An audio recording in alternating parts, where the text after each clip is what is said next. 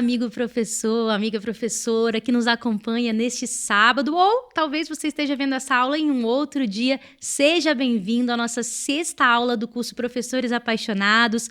Hoje nós vamos falar um pouquinho sobre a quinta meta da União Sudeste Brasileira, que é discípulos fiéis. Se você se interessa nesse tema, fique com a gente, anote tudo que vão sair daqui dicas valiosas para você hoje. Bom, quero apresentar os convidados que estão conosco hoje. Mais uma vez, o meu amigo Pastor Marcos Santiago, seja bem-vindo a mais um tema tão especial. Hoje nós vamos aprender muito, né, pastor? Mais uma vez, essas aulas foram espetaculares. Eu me tornei um professor muito melhor, mais apaixonado e com mais vontade de ver Jesus voltar o quanto antes. Exatamente. Bom, professor, acho que é muito além, né? A gente está aprendendo aí, né, que a gente é professor, apaixonado, é pastor, é líder, é amigo, é muita coisa. Pastor Denis, seja bem-vindo. Pastor Denis, que é o líder de mordomia da União Sudeste. Eu já expliquei para vocês, mas se você é nova por aqui, a União Sudeste é a sede administrativa da Igreja Adventista para o Rio de Janeiro, Espírito Santo e Minas Gerais. Pastor, seja bem-vindo aqui à nossa aula do curso Professores Apaixonados. Olá, Yane, obrigado. Olá, Pastor Marcos. E o nosso cumprimento especial para você que nos acompanha de forma virtual. Bom, pastor, quero começar já perguntando sobre como a mordomia cristã ela está relacionada à formação de discípulos fiéis. E nesse contexto, eu queria que você falasse um pouquinho sobre a classe Crescendo em Cristo, né, que é aplicada ali para os recém-batizados. Ayane, teve um teólogo alemão, Dietrich Bonhoeffer, ele era pastor e teólogo. Ele foi martirizado pertinho do final da Segunda Guerra Mundial. E quando ele foi martirizado, entre os legados que ele deixou está a publicação de um livro, O Custo do Discipulado. O livro já tem cerca de 80 anos, mas ele conseguiu vencer o tempo e ele nos ensina lições preciosas que nós encontramos respaldo para elas na Bíblia. Então, discipulado é você estar disposto a seguir, obedecer e amar Jesus. Como que a mordomia cristã contribui para esse processo? A mordomia cristã ela pressupõe o reconhecimento e aceitação de Jesus como Senhor da sua vida. Então, aceitar Jesus como Senhor é uma das experiências mais marcantes da mordomia cristã. Você ter o senhorio de Jesus, se submeter a Ele. Isso é discipulado autêntico. Então, se discipulado é alguém que segue, que ama e que obedece a Jesus, ser submisso a Jesus é um pré-requisito para tudo isso e a mordomia cristã trabalha isso. E eu queria que você falasse um pouquinho, pastor, até pedir para você chegar um pouquinho mais perto do microfone, para quem está nos ouvindo, ouvir perfeitamente. Acho que a sua explicação, a primeira pergunta foi excelente. E eu queria que o senhor comentasse para a gente um pouquinho do Crescendo em Cristo, né? Que esse projeto que é muito importante vai de caminho, a caminho, né, do que você falou também, né? Quando uma pessoa vem para a igreja e é batizada, o nosso trabalho por essa pessoa, ele apenas começou. A missão não termina por ocasião do batismo. A missão, ela praticamente está começando por ocasião do batismo. E a classe Crescendo em Cristo, ela tem a finalidade de contribuir para a maturidade da experiência cristã do novo converso. Então, por meio dessas classes, por meio do conteúdo, por meio da socialização que ela permite, você tem a contribuição da mordomia para a formação e maturidade desse novo converso. Pastor, é muito interessante a gente pensar nessa questão da formação do novo converso na perspectiva do discipulado. E, de fato, essa experiência de ser um seguidor de Cristo. E à medida da caminhada, a jornada, você vai criando conexões e relacionamentos que envolvem novos discípulos que você vai formar. Podem ser filhos realmente biológicos, filhos na fé, pessoas com quem você estudou a Bíblia, a quem você apresentou Jesus e agora elas querem conhecer mais sobre Jesus através de você. E nós, enquanto adventistas, entendemos que esse processo de formação de discípulos, ele envolve diferentes âmbitos ou aspectos da nossa vida. Dentre eles, questões relacionadas a finanças, propriedades, dízimos, ofertas, como toda essa nossa percepção de renda, de lucro e de materialização disso na forma de ofertas e dízimos pode ser pensado ou pensada na formação do novo discípulo. Ou seja, como formarmos novos discípulos pensando na dinâmica de propriedade, de recursos financeiros, de dízimos e de ofertas. Paulo tem um texto muito interessante na primeira carta que ele escreve aos Coríntios, capítulo 12, versículo 3. Ele diz que ninguém pode admitir que Jesus é Senhor a não ser por meio da atuação do Espírito.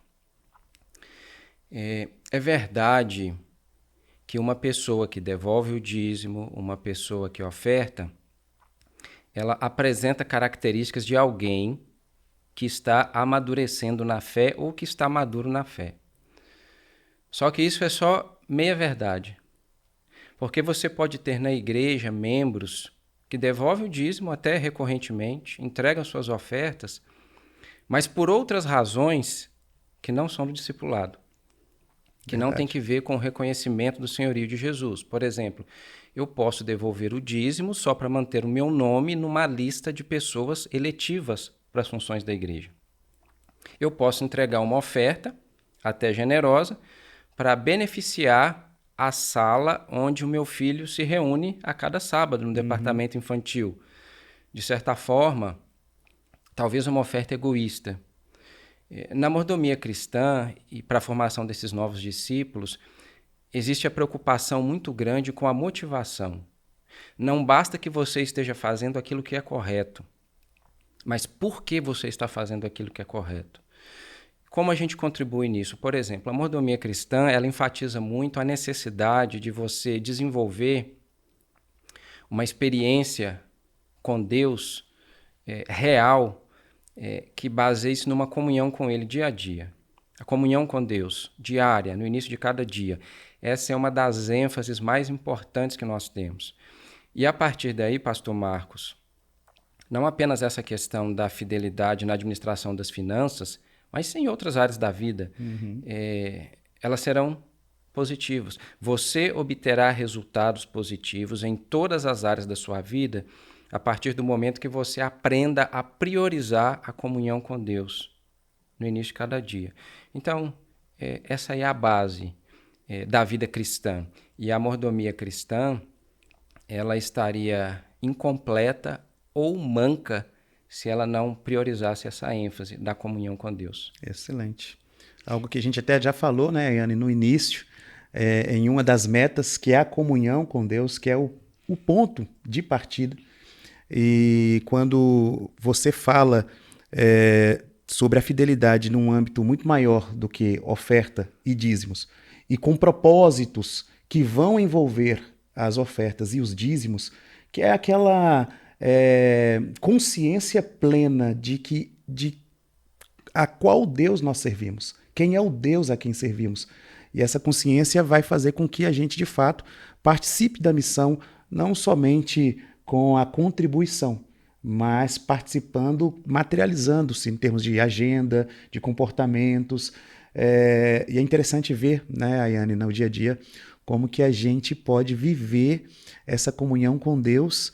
E eu imagino, pastor Denis, aqui só abrindo um parêntese, e eu gostaria que você nos apresentasse, em termos de professores de escola sabatina também, como que eles poderiam transmitir essa experiência, dessa consciência de comunhão com Deus para os alunos. Eu diria assim, como que o professor de escola sabatina pode ser um líder de mordomia da unidade de ação? Pastor, essa pergunta ela é muito importante. E na medida em que você elaborava e apresentava, eu me lembrei de Moisés. Moisés foi o maior líder do povo de Deus. No Antigo Testamento, pelo menos, não há como contestá-lo. O maior líder. E Moisés ele tinha muitas características que fizeram dele o líder que ele foi. Moisés ele não temia se posicionar. Moisés, quando era necessário, ele confrontava o pecador, mas ele também estava disposto a interceder pelo pecador. E Moisés, algo para ele era muito claro. Ele tinha uma preocupação maior em fazer a vontade de Deus do que agradar o homem. Mas De todas as qualidades e virtudes que Moisés tinha, nenhuma delas supera aquela que nós encontramos lá no livro de Êxodo, no capítulo 33, quando é dito que ele todos os dias saía do arraial e fora do arraial ele armava uma barraca, uma tenda, e ia se encontrar com Deus, diz a Bíblia, face a face. E o povo, todas as vezes que via Moisés se deslocando do centro do acampamento para fora do arraial, a Bíblia diz que o povo, à porta da tenda, das suas tendas, das suas barracas, eles se prostravam e adoravam a Deus. Por quê? Porque eles sabiam que o líder deles era alguém que se encontrava com Deus mesmo, sabe? Então, um líder de uma unidade de ação, por exemplo, ou quem está à frente de qualquer departamento da igreja, ele vai ter uma capacidade muito grande de influenciar os seus liderados se ele se encontrar regularmente com Deus. A capacidade que nós temos de influenciar as pessoas que estão à nossa volta depende desses encontros regulares com Deus.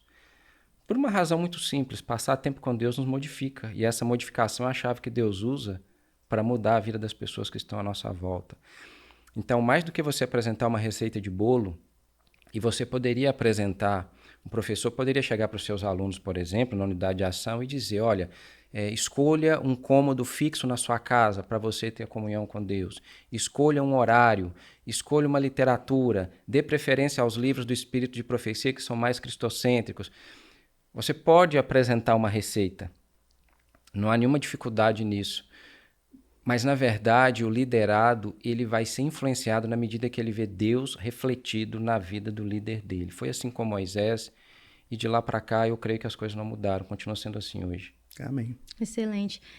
Eu estou vendo aqui, estou só aprendendo com vocês aqui e pude ver agora com a fala do pastor Denis, que acaba acrescentando as outras anteriores como tem uma responsabilidade sobre esse líder, sobre esse professor, né? É um professor líder mesmo, é aquele que ajuda, acolhe, que motiva, que inspira, que é exemplo, né? E eu acho que isso é muito interessante. E o que você falou, pastor, eu lembro da aula do pastor Irã, que ele disse, né? Falar sobre mordomia na igreja não é só o papel do líder de mordomia. É também que esse líder de unidade de ação, que esse professor apaixonado passe isso para a unidade, para que esse pensamento se complete com os outros e realmente eles vivam ali uma unidade de ação plena, né? Não só uma unidade que repassa a lição da escola sabatina, mas que está pronta para a missão e que vive a comunhão, né, na prática na vida deles, né? Então, acho que essa fala sua, acho que acrescentou bastante, né, pastor Santiago, nisso aí. Ayane, você está nomeada professora apaixonada para os próximos anos da eternidade. Eu sou. Desde pequena, viu, pastores? Desde pequena eu já ali ajudava. Minha professora deixava eu fazer alguns momentos ali com as crianças e adolescentes, então eu já vinha aprendendo. Bom, hoje eu sou professora dos bravadores, tá? Vou me limitar a isso. Pastor, mais uma pergunta aqui. O senhor falou um pouquinho sobre... deu aí algumas dicas, falou um pouquinho de como deve ser essa questão, a relação da mordomia com a unidade de ação. E eu queria que o senhor citasse algumas igrejas que vivem uma experiência viva de mordomia cristã, para a gente saber aí, eu sei que não tem uma receita de bolo, como o senhor disse, mas um passo a passo, né, para o sucesso dessas igrejas e que envolva ali, então, a unidade de ação.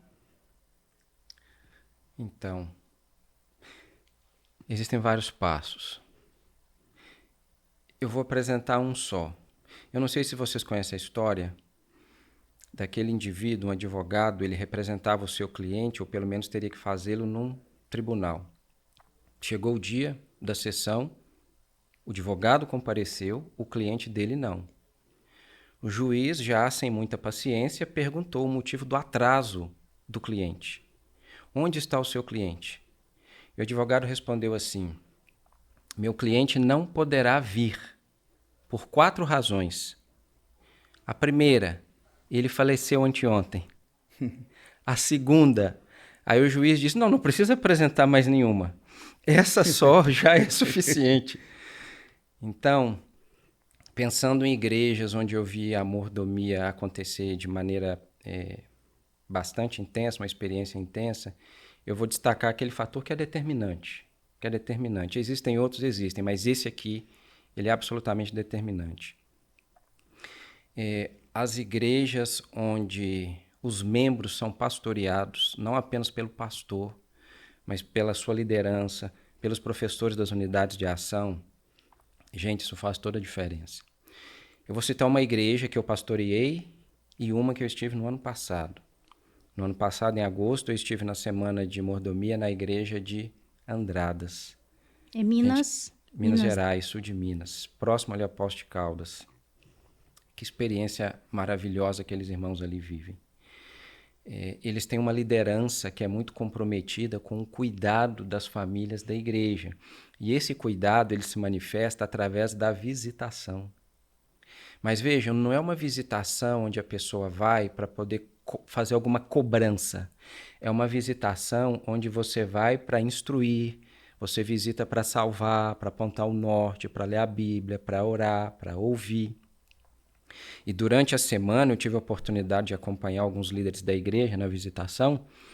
E eu me lembro que no sábado de abertura da semana, o irmão responsável pela mordomia perguntou quantas famílias da igreja aqui foram visitadas antes da semana de reavivamento. Praticamente todas as mãos estavam erguidas. Então eu entendi por que eles estavam vivendo aquela experiência.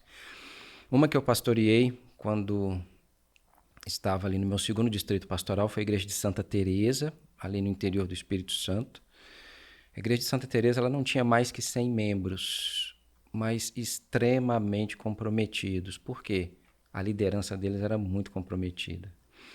Então, você tinha um movimento de visitação intencional que acontecia ao longo de todo o ano. Qual era um dos resultados disso? Aquela igreja, ela tinha e tem recursos para ela fazer o que ela quer. Porque quase todos os membros são dizimistas. Um percentual elevadíssimo é pactuante. Haverá um Campuri, eles não ficam desesperados procurando recursos para alugar um ônibus. Eles tiram do caixa da igreja. Eles vão construir uma sala para abrigar os interessados da Novo Tempo. Eles não precisam de fazer campanha ou passar uma lista.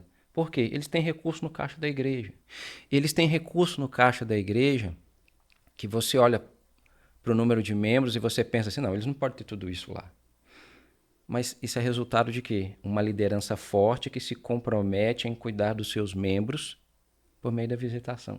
Fantástico. Então eles envolvem os oficiais, eles envolvem os professores da unidade de ação, o pastor que está lá participa da visitação e os resultados estão aí a olhos vistos. Louvado seja Deus, né?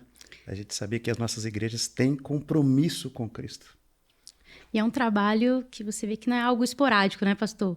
É algo que é feito... Porque para chegar num nível desse é algo consolidado já, que acontece diariamente ali, né? É um trabalho intencional e perene. E ele é fruto, em grande medida, de uma aproximação teológica que esses líderes têm da compreensão da igreja a respeito da missão, a respeito da mordomia. Então, eles estão muito sintonizados com aquilo que é claro para a igreja. Muito bom. Pastor Denis, a gente está chegando ao final e naquele modelo ping-pong, a gente vai fazer algumas afirmações e você conclui as afirmações com um pensamento breve, objetivo e que, de certa forma, resume tudo isso que a gente conversou na aula de hoje. Mordomia cristã é... Mordomia cristã é entrega, ela é consagração, ela é a vida do adorador sobre o altar. Ser um discípulo fiel é? É alguém que ama Jesus, está disposto a obedecê-lo e a seguir a sua palavra para onde quer que ela apontar. E uma unidade missionária? A unidade missionária é aquela que tem prazer em servir. A graça de Cristo alcançou tanto o coração dos membros dessa unidade que não há outra coisa a se fazer a não ser extravasar esse amor por meio do testemunho. Amém. Amém. Muito bom, pastor. Eu queria que você deixasse um recado final para os professores que estão nos assistindo, os professores da Escola Sabatina, baseado aí no que a gente falou sobre essa quinta meta, discípulos fiéis. Primeiro eu queria dizer que é um prazer, se você é um líder de uma unidade de ação, é um professor na Escola Sabatina e está nos ouvindo agora, para mim é um prazer poder me dirigir a você. Eu queria fazer um pedido, ou se você entender assim, um apelo. Só que esse apelo ele não é meu, esse apelo ele é do próprio Senhor Jesus. Jesus, quando teve um dos seus últimos diálogos com Pedro, ele disse para Pedro o seguinte: Pedro, se você me ama, pastoreia as minhas ovelhas. A gente pode pegar aquela experiência lá e transportar para hoje, né? Está lá em João capítulo 21, 15 em diante. A você foi comissionado um pequeno rebanho. São pessoas por quem Cristo deu a vida, derramou o sangue no Calvário. E a maior prova de amor que você pode dar a Jesus é pastorear, é cuidar dessas ovelhas que ele confiou a você, e ele vai te capacitar para cumprir isso. Quero agradecer, pastor Denis, mais uma vez pela presença. Muito obrigado. Pastor Santiago, muito obrigado por mais uma aula aí, estamos juntos nessa missão, uma bênção com certeza, e agradecer a você, professor apaixonado, que eu tenho certeza que está ainda mais apaixonado por esse ministério, e o que a gente deseja é que essas aulas que você assistiu até agora vão ter mais conteúdos por aí que tenham te fortalecido, que você possa, de fato, colocar em prática o que você aprendeu aqui, porque vai ser um sucesso. A igreja conta com você e a missão também conta com a sua participação. Muito obrigada e até a próxima.